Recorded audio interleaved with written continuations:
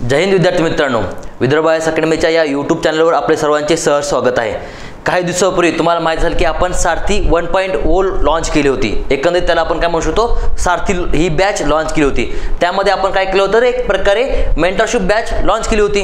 त्यामध्ये आपण सर्व विद्यार्थ्यांना काय करतो, डेली टाइम टेबल देत होतो स्टडी करण्याचा, ठीक आहे। सोबतच त्या विद्यार्थ्यांना दिवसभरामध्ये कशा प्रकारे वाचन करायचं आहे म्हणजे त्या गोष्टी पण आम्ही त्यामध्ये समजून सांगायचो, ठीक आहे। त्यानंतर विद्यार्थ्यांचा आम्ही योग्य प्रकारे फॉलोअप सुद्धा घ्यायचो।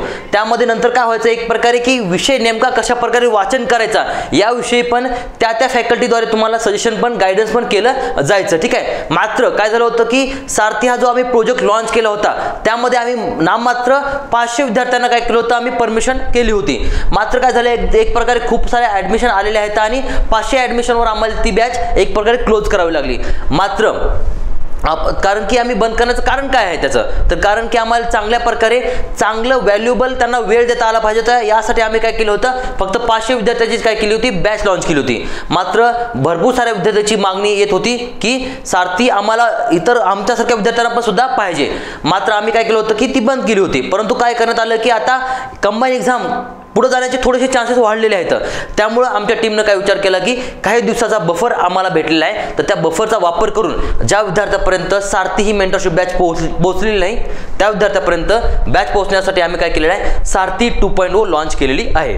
आता सारथी ही बॅच कधीपासून स्टार्ट होणार आहे हा महत्त्वाचा क्वेश्चन आहे। तर ध्यानात ठेवा की सारथी ही बॅच येणाऱ्या 1 एप्रिल पासून सुरू होणार आहे। तर याचे ॲडमिशन सुरू झालेले आहेत, कारण की विद्यार्थ्यांची डिमांड होती, तर आम्ही कॉलवरच त्यांना सांगण्यात आलं होतं की सारथी 2.0 चालू होणार आहे, तर विद्यार्थ्यांचे आधीपासूनच ॲडमिशन होणार आहेत, होणे चालू झालेले आहेत, ठीक आहे। आणि तुम्हाला काय करायचं आहे, विंडो लवकर क्लोज होऊ शकते, त्यामुळे सारथी 2.0 चा लाभ घेण्यासाठी लवकरात लवकर ॲडमिशन करून घ्यावायचे आहेत। तर ज्याप्रमाणे सारथी 1.0 होतो 1.0 होता, त्याचप्रमाणे तुम्हाला सारथी 2.0 मध्ये सर्व फॅकल्टीज गाईड करताना दिसणार आहेत। सोबतच तुम्हाला योग्य प्रकारे शेड्यूल दिले जाणार आहे। त्यामध्ये विद्यार्थ्यांसोबतच गृहिणी, ऑफिसला काम करणारे, रात्री जाऊ शकणारे या सर्वांसाठी काय केलेलं आहे, टाइम टेबल बनवण्यात आलेलं आहे। त्यामध्ये मुख्यतः ध्यानात ठेवा की विद्यार्थ्यांना डेली टाइम टेबल देण्यात आलेलं आहे। सोबतच ज्या गृहिणी आहेत, उदाहरणामध्ये पॅरल आपण काय म्हणू शकतो, जे ऑफिसला वर्क करणारे व्यक्ती आहेत त्या दोघांसाठी सुद्धा टाइम टेबल बनवलेला आहे। तर त्याचा काय होणार की एक प्रकारे तुम्हाला ज्या विद्यार्थ्यांना माहिती आहे की आपण ऑफिसमध्ये काय करतो, अभ्यास करण्याचा प्रयत्न करतो, अभ्यास होत नाही, ऑफिसमधून रूममध्ये आल्यावर पण अभ्यास होत नाही, मग अशा वेळेस काय होतं की काहीतरी तुम्हाला फोर्स पाहिजे तुमच्या बॉडीवर, की एक प्रकारे तुमच्या ब्रेनवर कशा प्रकारे फोर्स पाहिजे की अभ्यास झाला पाहिजे। तुमच्याकडून तो अभ्यास करून घेण्याची जबाबदारी कोणाची असते, तर सारथीची असते।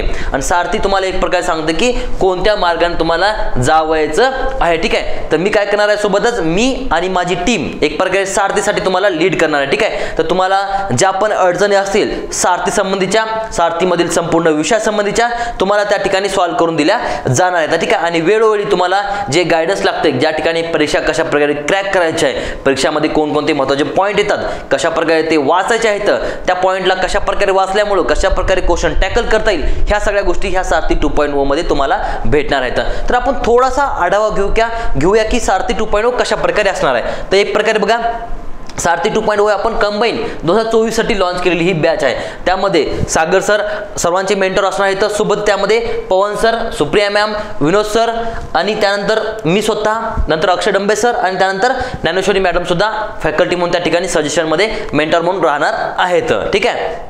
यामध्ये बघा आमची टॅगलाईनच आहे की 90 दिवसांचे संपूर्ण नियोजन व तुमची रिव्हिजन आमची जबाबदारी। आणि एक ध्यानात ठेवा की जेवढे दिवस एक्झाम पुढे जाईल तेवढे दिवस आम्ही तुमच्या सोबत राहणार आहे याच मित्र म्हणून, कारण की तुमच्या मधील विद्यार्थ्यांना आम्हाला पुढच्या लिस्टमध्ये पाहायचं, ज्या प्रकारे माझं नाव लिस्टमध्ये आलं आणि मी पोलीस उपनिरीक्षक या पदावर निवडून आलो, तर तुमचं लिस्टमध्ये नाव येईपर्यंत कंबाईन पूर्व परीक्षापर्यंत तुमच्या सोबत आमची संपूर्ण टीम राहणार आहे। तर तुम्ही निश्चित राहायचं की एक्झाम किती पुढे गेली तरी सारथी टीम तुमच्या सोबत राहणारच आहे, ठीक आहे। बघा तुम्हाला यामध्ये काही गोष्टी दाखवतो की नॉर्मल विद्यार्थ्यासाठी कशा प्रकारचा फुल टाइम शेड्यूल राहणार आहे। तर बघा एकंदर ते बी तुम्ही बघून घ्या। त्यामुळे तुम्हाला 1-to-1 मेंटरशिप राहणार आहे। तुम्ही त्याच्यामध्ये अकॅडमीला कॉल करून संबंधित फॅकल्टीशी जे तुमचे क्वेश्चन आहेत त्या क्वेश्चनचं तुम्हाला आम्ही उत्तर देणार आहे। त्यानंतर दर दिवशी तुम्हाला काय राहणार आहे, फॉलोअप राहणार आहे प्रत्येक फॅकल्टीनुसार, ठीक आहे। तर प्रत्येक दिवशी एक फॅकल्टी येणार, दिवसभराचे तुमचे प्रश्न घेणार आणि त्या प्रश्नाचं तुम्हाला काय करणार, सोल्युशन देणार। त्यानंतर प्रत्येक वीकली 100 मार्काचे क्वेश्चन सेट सुद्धा राहणार, टेस्ट सीरीज जाणार आणि त्या टेस्ट सीरीजचं तुम्हाला एक्सप्लेनेशन सुद्धा प्रॉपर भेटणार आहे।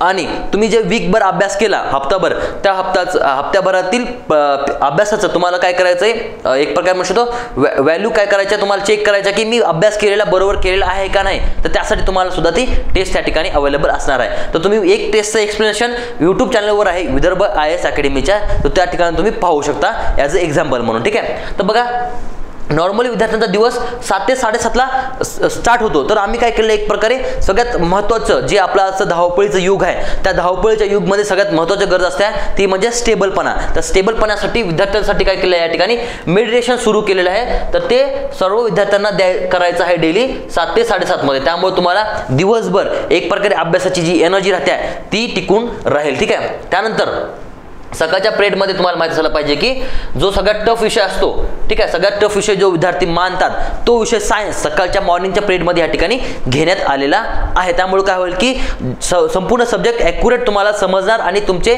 मार्क चांगल्या प्रकारे एक्झाममध्ये येणार. ठीक आहे. बघा त्यानंतर काय केलं, सायन्स हा विषय सकाळी राहणार आहे 7 ते 9:30, 7:30 ते 9:30. ठीक आहे. त्यानंतर सर्वांना माहित पाहिजे की 9:30 ते 10 अर्धा तास हा नाश्त्याचा सुद्धा त्या ठिकाणी विचार करण्यात आलेला आहे. ठीक आहे.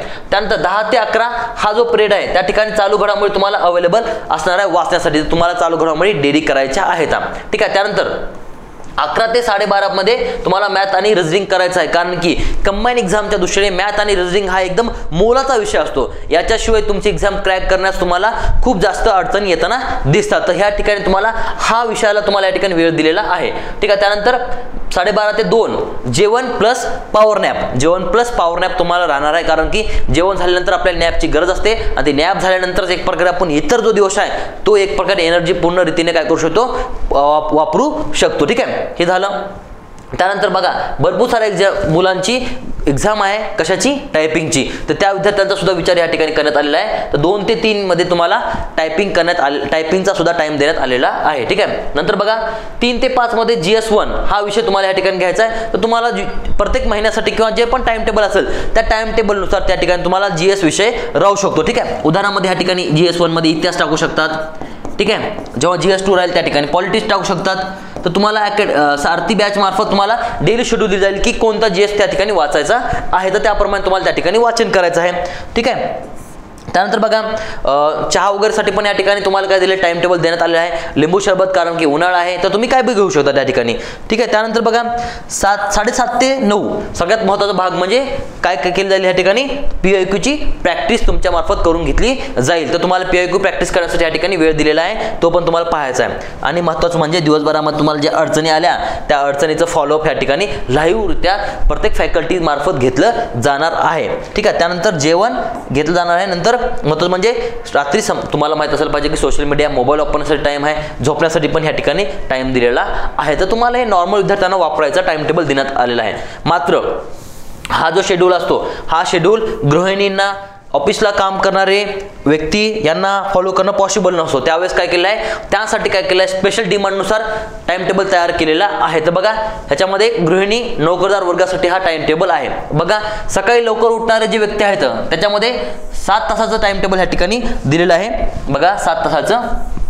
ते 7 तास कशा प्रकारे काढायचे, 3:30 वाजता ज्यांनी उठले तर त्यांनी काय करायचंय 4 ते 5 AM. ठीक आहे. 4 ते 5 AM ला काय करायचं, सायन्स हा विषय करायचा आहे. ठीक आहे. त्यानंतर 5 ते 6, 6 ते 7 आणि 7 ते 8 तुम्हाला ह्या ठिकाणी 3 गोष्टी कव्हर करायच्या आता, GS1, GS2 आणि प्रिव्हियस इयर क्वेश्चन तुम्ही ह्या ठिकाणी करू शकता. ठीक आहे. ज्या दिवशी तुम्हाला एखादा भाग पूर्ण झाला नाही तर तुम्ही एका दिवशी PIQ स्किप करू शकता. एका दिवशी काय करा मग, कारण की भाग कंप्लीट झाला तर तुमचं बरंच आहे. ठीक आहे. कारण कधी कधी काय होतं की वाचता वेळ निघून जातो आणि PIQ वाचायचे राहतात, तर तुम्ही काय करू शकता की ते दुसऱ्या दिवशी वाचू शकता. असं काही कंपल्सरी नाही त्या ठिकाणी. ठीक आहे. मात्र GS1 आणि GS2 असं हे फुल कंपल्सरी असणार आहे. ठीक आहे. त्यानंतर बघा 8 AM ते 6 PM तुम्हाला ऑफिस टाइम आहे. त्या ठिकाणी तुम्हाला काय करायचं, डेलीमध्ये करंट व्हिडिओ पाहायचे तर करंटचे ऑडिओ ऐकू शकता त्या ठिकाणी. ठीक आहे. तर तुम्हाला ह्या ठिकाणी काय करायचं आहे, करंटचे व्हिडिओ लेक्चर करायचे आहेत. उदाहरणामध्ये माझा मंथली ग्रीन बुक विश्लेषण कोर्स आहे, मंथली ग्रीन बुक विश्लेषण कोर्स आहे. त्या ठिकाणी मी तुम्हाला व्हिडिओ अवेलेबल करून दिले आहेत, तर तुम्ही विदर्भ IAS अकॅडमीच्या ॲपवर जाऊन तो कोर्स परचेस करू शकता, ठीक आहे. तर त्या ठिकाणी मी तुम्हाला प्रत्येक महिन्याची जे मासिक असते त्या मासिकाचं काय केलेलं आहे त्या ठिकाणी विश्लेषण करून दिलेलं आहे, तर तुम्ही पाहू शकता. त्यानंतर फॉलोअप राहणार, मॅथ रिझनिंग राहणार आहे 8 ते 9 PM मॅथ अँड रिझनिंग. त्यानंतर 9 ते 10 PM फॉलोअप राहणार आहे, ठीक आहे. काही दिवशी तुम्ही तुमचे जर प्रश्नच नसेल त्या ठिकाणी तर तुम्ही काय करा, फॉलोअप स्किप करा. हा अर्धा तास तुम्ही इथल्या PYQ वापरू शकता, ठीक आहे. आणि रात्री महत्त्वाचं म्हणजे डीप झोप त्या ठिकाणी असणार आहे, ठीक आहे. तर तुम्ही काय करा, फॉलोअपचा टाइम तुम्ही वापरू शकता, ठीक आहे. फॉलोअपचा टाइम PYQ वापरू शकता. हे अशा प्रकारे तुम्हाला सकाळी लवकर उठणाऱ्यासाठी हा टाइम टेबल आहे, रात्री जागू शकणाऱ्यासाठी टाइम टेबल, कारण की रात्रींच्या भरपूर जर असतात तर त्यासाठी ध्यानात ठेवा की 6 AM ते 7 AM ते 8 AM तुम्हाला मॅथ रिझनिंग करायचं आहे आणि PYQ करायचे आहे, ठीक आहे. नंतर 8 AM ते 6 PM ऑफिस राहणार आहे, त्या ठिकाणी तुम्हाला करंटचे डेली व्हिडिओ करायचे आहेत, लेक्चर करायचे आहेत, ठीक आहे. त्यानंतर 9 PM ते 9:30 PM फॉलोअप असणार आहे, ठीक आहे. फॉलोअप तुम्ही स्किप पण करू शकता जर तुमच्या प्रश्न अडचणी नसतील तर, ठीक आहे. त्यानंतर 9:30 PM ते 10:30 PM काय राहणार आहे, सायन्स राहणार आहे. नंतर 10:30 11:30 पर्यंत, नंतर 11:30 12:30, त्यानंतर 12:30 आणि 1:30 AM पर्यंत तुम्हाला काय राहणार आहे, GS 1 आणि GS 2 करावायचे आहे, ठीक आहे. तर तुम्ही ते वापरू शकता. जर फॉलोअपचा टाइम तुम्ही स्किप केला तर तुम्ही इथे 1 वाजता पण झोपू शकता. तर हे तुमचं शेड्यूल राहणार आहे रात्री जागू शकणाऱ्यासाठी आणि सकाळी लवकर उठणाऱ्यांसाठी, ठीक आहे. अशा प्रकारे तुम्ही वापरू शकता. बघा आता तुम्ही म्हणाल की हे कट टू कट कशा प्रकारे होईल आमचं, तर कट टू कट नाही झालं तरी काय ध्यानात ठेवा की आपण टार्गेट 100चं ठेवतो. ॲटलिस्ट 80% झालं तरी तुमच्या मनाला समाधान राहते, कारण की 80%च तुम्हाला कुठेतरी एक्झाम क्रॅक करताना मदत करते. 100% कोणाला फॉलो होत नसते काय गोष्टी, आणि जे 100% फॉलो करेल तर चांगलंच आहे. जास्तीत जास्त तुम्हाला फॉलो करायचा प्रयत्न करायचा आहे. आणि कधी कधी बर्डन येते तर काय करायचं, कधी कधी जो फॉलोअपचा वेळ आहे तो काय करू शकता तुम्ही त्या ठिकाणी वापरू शकता. कधी झोपेचा समजा वेळ अर्धा 1 तास झोपेचा तुम्ही वापरू शकता. असे करून तो शेड्यूल काय करू शकता तुम्ही फॉलो करू शकता. आणि एक ध्यानात ठेवा, टेस्ट सिरीजमध्ये तुम्हाला चांगल्या प्रकारे मार्क येतील तुम्ही डेली अभ्यास केला तर. टेस्ट सिरीजमध्ये मार्क येतील, त्याचं एक्सप्लेनेशन भेटणार, तुमच्या डेलीचे डाऊट सॉल्व्ह होतील आणि अशा प्रकारे तुमची एक्झाम क्रॅक होईल, ठीक आहे. याच्यामध्ये तुम्हाला ध्यानात ठेवा की ॲटलिस्ट मिशन 60+ मार्काचं आहे, तर तुम्ही काय करायचं आहे, मिशन 60+ साठी जोरदार मेहनत घ्यायची तयारी ठेवायची आहे. आता मी जवळपास 3 PSI मेन्स दिल्या, 3 STI मेन्स दिल्या, 4 राज्यसेवा मेन्स दिल्या, ठीक आहे, आणि 1 SR मेन्स सुद्धा दिलेली आहे. तर मी सहसा 3 STI मेन्स द्यायचा असेल याचा अर्थ तुम्हाला माहित असेल की STI साठी 60+ स्कोरच लागतो. तर मी स्वतः स्कोर काढलेला आहे तितका, त्यामुळे मी तुम्हाला सांगू शकतो की हे स्कोर काढणं शक्य आहे. तुम्हाला भर द्यायचा आहे डेली टाइम टेबलवर, आणि तेच तुमचं काम कोण कोण देते, ही सारथी बॅच करून देते, ठीक आहे. तुम्हाला एक नमुना दाखवतो की तुम्हाला कशा प्रकारे डेली तुमचं फॉलोअप घ्यायचं, स्वतःला सुद्धा फॉलोअप घ्यायचा आहे. तर अशा प्रकारे तुम्हाला स्वतः फॉलोअप घ्यायचं आहे. आता 7 दिवसामध्ये तुमच्या ज्या गोष्टी वाचायच्या राहिल्या त्या तुम्ही संडेला पण सुद्धा वाचू शकता, कारण की त्या ठिकाणी तुम्हाला टेस्ट राहणार आहे संडेला. बघा फॉलोअप. आता तुम्ही जर सायन्स दिवसभरामध्ये वाचला, ठीक आहे, सायन्स वाचला तर तुम्ही काय करा, सायन्सला क्लिक करा. करंट वाचला, करंटला क्लिक करा. ज्या ठिकाणी तुम्ही अभ्यास करताय त्या ठिकाणी तुम्हाला हे असणार आहे ॲपमध्ये अवेलेबल, तर ते ॲपमधून तुम्ही काढून काय करा, तुमच्या स्क्रीनवर तिथं चिटकवून तुम्हाला काय करायचं, डेली ह्या गोष्टी करायच्या आहेत. मी स्वतः डेली रात्री 9:30 वाजता काय करायचो की मला सकाळी आता काय वाचायचे ह्याविषयी काय करायचो, गोष्टी लिहून ठेवायचो आणि त्या गोष्टी मी फॉलो करायचो. ॲटलिस्ट 85-90चा माझा रेशो राहायचा, तर तेवढे पर्सेंटेजमध्ये मी काय करायचो, त्या गोष्टी फॉलो करायचो आणि माझ्या गोष्टी त्या ठिकाणी क्रॅक झाल्या आणि एक्झामसुद्धा क्रॅक होऊन आता मी पदावर सुद्धा आहे, ठीक आहे. तुम्हाला काय करायचं, हे डेली करायचं आहे. मॅथ आता ज्या विद्यार्थ्यांचं मॅथ अँड रिझनिंग चांगला आहे तर त्यांनी इथला टाइम थोडासा कमी करून तो टाइम GS 1 GS 2 ला वापरा, असं पण करू शकता. असं कंपल्सरी नाही की एवढाच तास तुम्हाला ह्याच विषयाला द्यायचा आहे. तुम्ही काय करा, त्या ठिकाणी जर तुमचा एखादा विषय बरोबर असेल तर थोडाशी 10-15 मिनिटं चोरून इकडे टाका, म्हणजे तिकडचा विषय चांगला होईल. तर हे तुम्ही तुमच्या लेवलला करू शकता. मात्र आपली अट काय आहे की दिवसभरामध्ये ज्या गोष्टी तुम्हाला अभ्यास करायला सांगितलेल्या आहेत त्या गोष्टी तुम्हाला कंपल्सरी करणं आहे. कारण की एका दिवशी, दुसऱ्या दिवशी, तिसऱ्या दिवशी, चौथ्या दिवशी, 5व्या आणि 6व्या दिवशी ज्या गोष्टी तुम्ही करणार त्या गोष्टीचं तुम्हाला ॲनालिसिस करण्यासाठी हे टेस्ट राहणार आहे आणि त्या टेस्टमध्ये तुम्हाला तेवढे मार्क भेटले पाहिजे. कारण की तुम्हाला माहित असायला पाहिजे की ह्या 7 दिवसाच्या ज्या टॉपिक झालेल्या आहेत, जे टॉपिक तुम्ही वाचलेले आहेत त्याच टॉपिकवर आम्ही स्वतः काय करणार आहे, फॅकल्टी त्या ठिकाणी स्वतः क्वेश्चन तयार करणार आहे आणि तुम्हाला देणार आहे आणि ते तुम्हाला त्या ठिकाणी सॉल्व्ह करायचे आहे. तर तुम्हाला हे त्याच्यामुळे 7 दिवसाचं शेड्यूल 7 दिवसामध्येच करणं आहे, ठीक आहे. असं तुम्ही करू शकता. तर ते गोष्टी करा. आणि एखादा विषय झालाच नाही तर दुसऱ्या दिवशी तुम्ही थोडासा टाइम काढून त्याला वाचू शकता. तर अशा पण गोष्टी करा. थोडंसं लवचिकपणा ठेवा तुमच्या शेड्यूलमध्ये. कट्टुकटात ध्यान ठेवा की 11 ते 12 टाइम टेबल दिलाय, माझं झालंच नाही, ठीक आहे, दुसऱ्या दिवशी थोडंसं ते पेज वाचायचा प्रयत्न करा. म्हणजे असं नाराज होऊ नका, स्वतःशी नाराज होऊ नका की माझं त्या दिवशी कंप्लीट झालं नाही. आपला रूल काय की 7 दिवसामध्ये ॲटलिस्ट तुमचं दिलेलं 80 ते 90% तरी फॉलोअप झालं पाहिजे, ठीक आहे. तर अशा प्रकारे तुम्ही करू शकता. तर अशा प्रकारे आपला हा काय राहणार आहे, आपला शेड्यूल राहणार आहे. तुम्हाला ध्यानात ठेवायचं आहे, तर हे महत्त्वाचं आहे, तुम्ही फॉलो करा. अशा प्रकारे आपण ही सारथी लॉन्च केलेली आहे. आणि तुम्हाला काय करायचं आहे, ज्या पण अडचणी आल्या त्या अडचणी तुम्ही काय करा, अकॅडमीला वेळोवेळी विचारत चला. कारण की प्रश्न विचारण्याची कला ही सर्वोत्तम कला असते असं म्हणलं जाते. कारण की तोच समोर जातो जो प्रश्न विचारतो, ठीक आहे. कारण की प्रश्न त्यालाच पडतात जो प्रयत्न करतो. तर तुम्हाला काय करायचं आहे, त्या प्रश्नाचं उत्तर शोधण्यासाठी सारथी मेंटरशिप बॅच जॉईन करावयाची आहे. कारण की तुमची रिव्हिजन ही आमची जबाबदारी असणार आहे. अशा प्रकारे काय करा, तुम्ही हे गोष्टी फॉलो करा. कारण की तुम्हाला माहित आहे आपण दिवसभरामध्ये आता भरपूर साऱ्या गोष्टी असतात. गृहिणींसाठी खूप सारी अडचण असते. आता एका गृहिणीने मला मेसेज केला होता त्याच्यामध्ये अकॅडमीद्वारे. तर त्याच्यामध्ये आम्हाला विचारलं की त्यांचे उन्हाळ्याच्या सुट्ट्या लागल्या विद्यार्थ्यांना, ठीक आहे, त्यांच्या मुलांना उन्हाळ्यात सुट्ट्या लागल्या, आता दिवसभर मुलं घरीच असतात, ठीक आहे. अशा वेळेस सोल्युशन काय करा, तर अशा वेळेस तुम्हाला परस्पर स्वतःच्या लेवलला सोल्युशन काढायला शिकावं लागेल. कारण की तुमचं ध्येय जे आहे, तुमचं जे स्वप्न आहे, ते स्वप्न काय करायचं तुम्हाला पूर्ण करायचं आहे. 3 इडियट्स मध्ये एक डायलॉग सुद्धा आहे की गाडी रोड पे थी, थोडी सी हिम्मत कर लेता तो आज जिंदगी कुछ और होती. तर हे तुम्हाला माहित झालं पाहिजे की थोडीशी हिम्मत तुम्हाला करायची आहे. कारण की जिंदगी तुमच्या त्या क्षणामुळे बदलू शकते. तुम्हाला काय करायचं, मग हे डेली शेड्यूल करायचं आहे आणि 60+ मार्क घेण्याची तयारी आतापासून चालू करायची आहे, ठीक आहे. कारण की म्हणलं जाते ना की शांततेच्या काळामध्ये घाम गाळल्यामुळं, ठीक आहे, शांततेच्या काळामध्ये जर तुम्ही घाम गाळला तर युद्धाच्या काळामध्ये तुम्हाला रक्त गाळावं लागत नाही. तर तुम्हाला काय करायचं, हा शांततेचा काळ वापरायचा आहे, ठीक आहे. तर चला, तुमच्या ज्या अडचणी असतील त्या अडचणीसोबत भेटूया आपण नेक्स्ट सेशनमध्ये. जय हिंद, जय महाराष्ट्र.